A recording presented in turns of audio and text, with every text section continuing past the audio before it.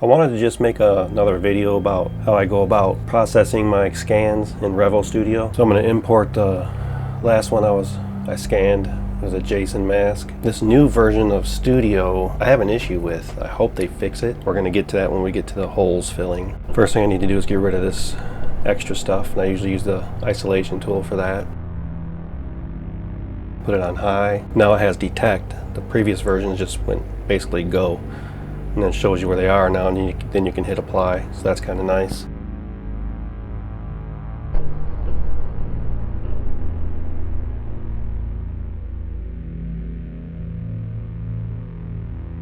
But there's still a piece that's not necessarily isolated. So I'm going to have to use the lasso tool to delete it. So I'll zoom in on this, move it around so I can get a good look at it.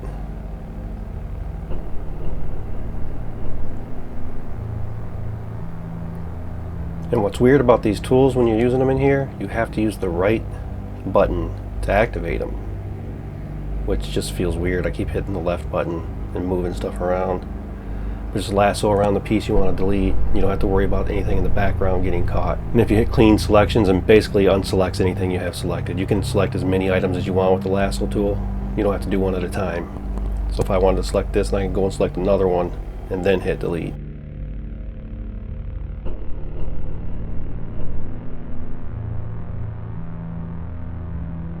And then that got rid of that. Now I got some more extra floaters, if you will. Gonna get rid of those by changing the isolation settings a little bit.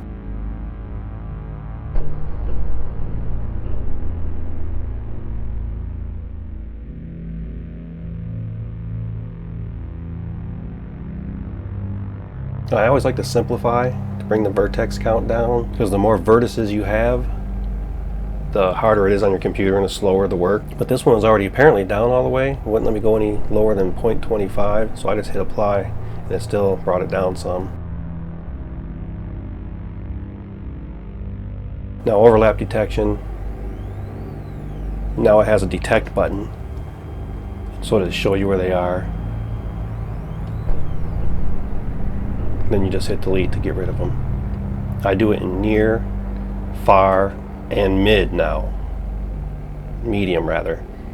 I don't think I did it on this model, but doing it on all three, you need to find different overlap point, and you want to get rid of all those to clean it up. Now the other nice thing they added was this color wheel down here. If you scanned in color and you want to see the mesh, you just press this icon and you can see just the mesh without the color, just like in this RevoScan software. Now here are the holes I need to get rid of now. First we have to mesh it. This big hole at the bottom I don't want to fill, but with this new version I don't have a choice. So first I'm going to go ahead and give it a smooth before I mesh it. Smoothing does work a little bit.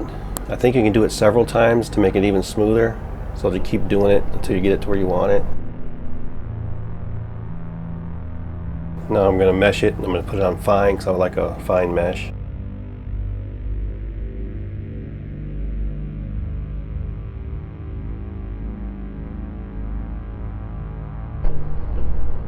And it looks like it did pretty good. This is in color, so I'm gonna look at it in without the color. See what the mesh looks like.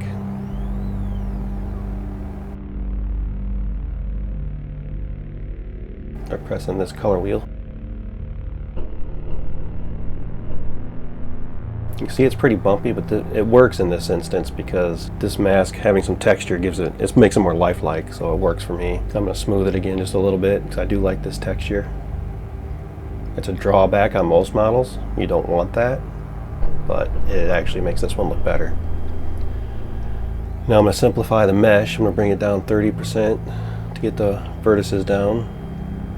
Now they're down to 2.6 million, and it still looks fine.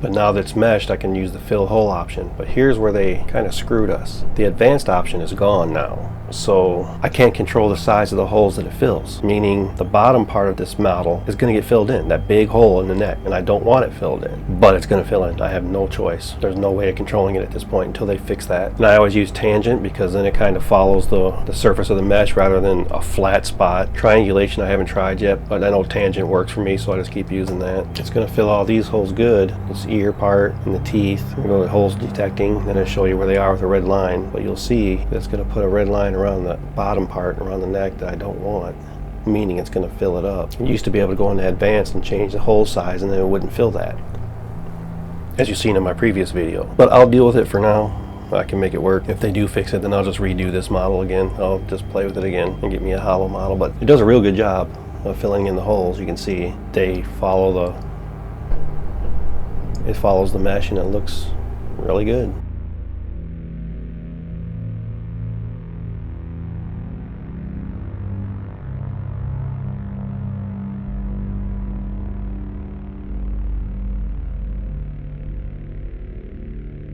And here it is in color again.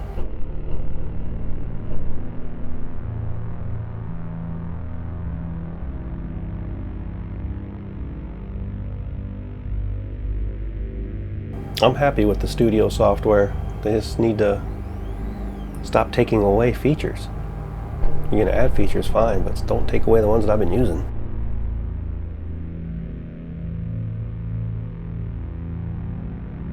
Now I can export it as a object, OBJ file, and do what I gotta do with it. But that's just a quick, this is just a quick video showing my process, what you've already seen, but figured I'd do it again with a different model. But I got more coming, showing some scanning and some things like that, so keep watching.